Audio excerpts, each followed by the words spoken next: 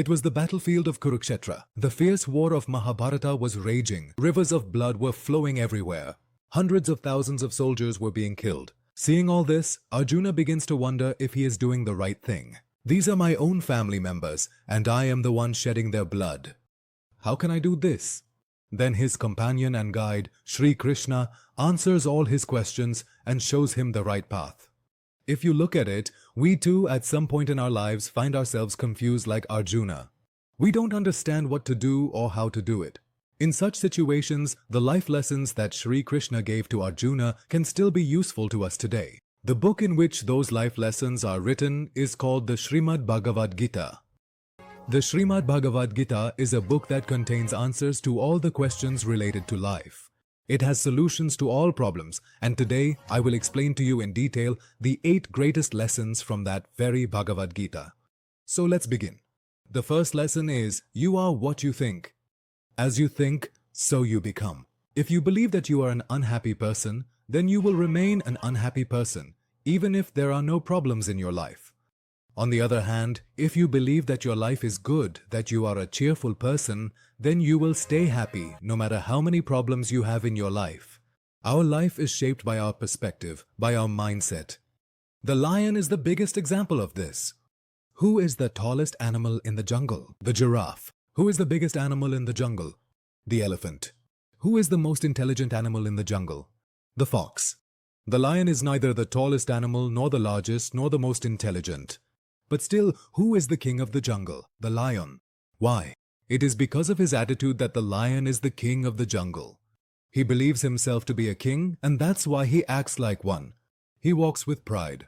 Whoever comes in his way, he does not spare them. When an elephant sees a lion, it thinks, he will eat me. But when a lion sees an elephant, it thinks, I will eat him. So the only difference is in the mindset. If you want to achieve something in life, fix your mindset. Never consider any problem bigger than yourself. Create a strong image of yourself in your mind. Lesson number 2 is, everything happens for a reason, whether it is good or bad. Whatever has happened to you so far, there was a reason behind it. Your actions, your surroundings, etc. Remembering what happened in the past or blaming yourself for it will get you nowhere. It's just a waste of time. You can't see the future, so thinking about it day and night is also pointless. You only have control over the present, and if you work hard in the present, your future will definitely be good. That's why, accept whatever has happened and move forward in life. Wherever you are today, live openly and work hard. Lesson number 3, do the work without thinking of the result. Do your duty, but do not desire the fruits. This is the most popular quote from the Gita, and rightly so, because this is absolutely true. If you keep thinking only about the result, you can never do your work with discipline. Shri Krishna says that desiring the fruit strengthens your desires, and when by working, if you don't get it, you feel a lot of disappointment, frustration, and even sadness. That's why you should keep doing your work consistently and not think too much about the results or outcomes. Let me explain this with an example. Suppose there's a YouTuber who has been making videos for a long time, putting in a lot of effort and dedication. If you keep thinking only about the results, your work won't be good. And if you don't get the results you want, you'll feel depressed, just like what happened with that YouTuber who became discouraged and disheartened. But if you give your 100% to your work, putting in your best effort every single time, you'll definitely get 100% results in the end. If you have to run a 100-meter race, first you'll look to see where you have to go, but after that, what will you do? Will you just keep looking at the finish line? No, after that you'll run. And the faster you run, the higher your chances of winning the race. So set a goal so you know where you're headed, but don't make your goal bigger than your work itself. Don't think more about the goal than about your work and the process. If you complete your work, you'll definitely achieve success in the end. Your mind is your biggest friend and your biggest enemy at the same time. Shri Krishna has emphasized the importance of controlling the mind many times in the Gita. He says that the person who controls his mind makes it his greatest friend, and the one who fails to do so makes his mind his greatest enemy. For example, suppose you've decided to wake up early in the morning. At night, You set an alarm for 4 a.m. on your phone and go to sleep. When it's 4 a.m., the alarm rings, you wake up, and now your mind starts giving you all sorts of excuses and reasons to stay in bed. Krishna tells Arjun that if you want to achieve victory over your mind, you must first control your senses. He tells Arjun that just as our mind controls our life, in the same way, our 5 senses control our mind. Those 5 senses are eyes, ears, nose, tongue, and our skin. If we are able to control these 5 senses, then very soon our mind will also come under our control. The content you watch, the people you meet, the songs you listen to, the food you eat, all these things have a significant impact on your mind and your life. For example, if there is a person who is intoxicated with alcohol day and night and you try to teach him the knowledge of the Gita, will he be able to understand anything? No, because his mind is not under his control at all, and his mind will not come under his control until he gives up his habit of drinking alcohol. Because by drinking alcohol, he is drowning his senses in meaningless pleasures, from which he will gain no benefit. In fact, his mind will remain stuck only on alcohol. Lesson number 6. Lust, anger, and greed are the 3 gateways to hell. Shri Krishna explains that lust arises from a person's desires, and when these desires are not fulfilled, anger is born. Even if the desires are fulfilled, the person becomes even more entangled in desires, and greed develops within him. That is why Shri Krishna has described lust as the greatest cause of a person's destruction. Now, this does not mean that all desires are bad. See, any desire that is not related to your goal is lust.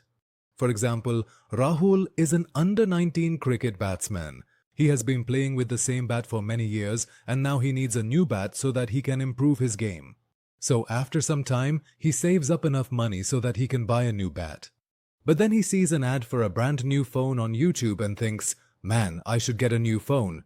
I've been using this useless phone for a long time. I'll buy the bat later." This is lust. Because Rahul's goal was to play for the Indian cricket team, and to achieve this goal, he needed a new bat. But after seeing the new phone, he got attracted and strayed from his goal. So, your desires should always be related to your goals. Getting attracted to the beauty of a person or a thing is what lust is. We should avoid this because the person whose beauty you are attracted to will also grow old one day. Will you still want to be with them then? Shri Krishna explains that if you can control lust, then anger and greed can also be easily controlled. Lesson number 7. The soul is neither born nor does it die. Fear and anxiety are the biggest enemies of our happiness, and a human's greatest fear is the fear of death. On this, Shri Krishna says that there is no point in being afraid of death. Fear makes us weak and there is no reason to be afraid because your soul never dies.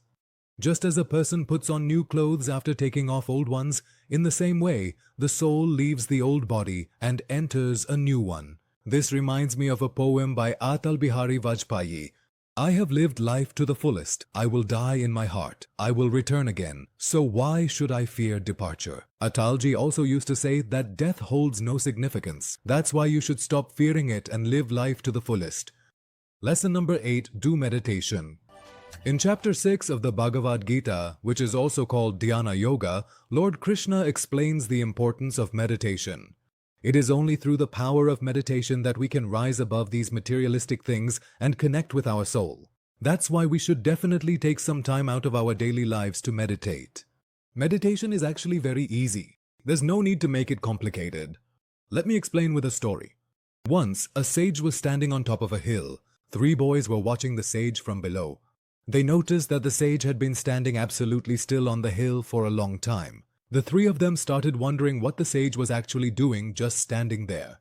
One of the boys said, "Maybe this sage has lost his cow somewhere in the forest and is looking for it from the top of the hill." The second boy said, "No, when someone is searching for something, they usually walk around here and there. But this sage is standing straight like a pole. He must be waiting for someone." The third boy said, "No, if he were waiting for someone, he would have turned around to look back once or twice, but he isn't moving at all. He must be meditating." In the end, they decided to ask the sage. The 3 of them reached the top of the hill. The first boy asked him, "What are you doing standing here? Did you lose your cow and are you looking for it?" The sage replied, "No, The second boy asked, "Then are you waiting for someone?" The sage replied, "No, I am not waiting for anyone." The third boy asked, "Then you must be meditating, right?" The sage replied, "No, I am not meditating. I'm just standing there." This is true meditation. People often think that meditation means sitting with your eyes closed and your back straight, whereas meditation is even simpler than that. The simple meaning of meditation is awareness. Whatever you're doing, do it wholeheartedly with complete focus. That is meditation. So these were the 8 most important life lessons from the Gita. If you liked the video, don't forget to like, share, and subscribe. If you want a part 2 on the Bhagavad Gita, be sure to let me know in the comments. I'll see you in the next life-changing video. Thanks for watching.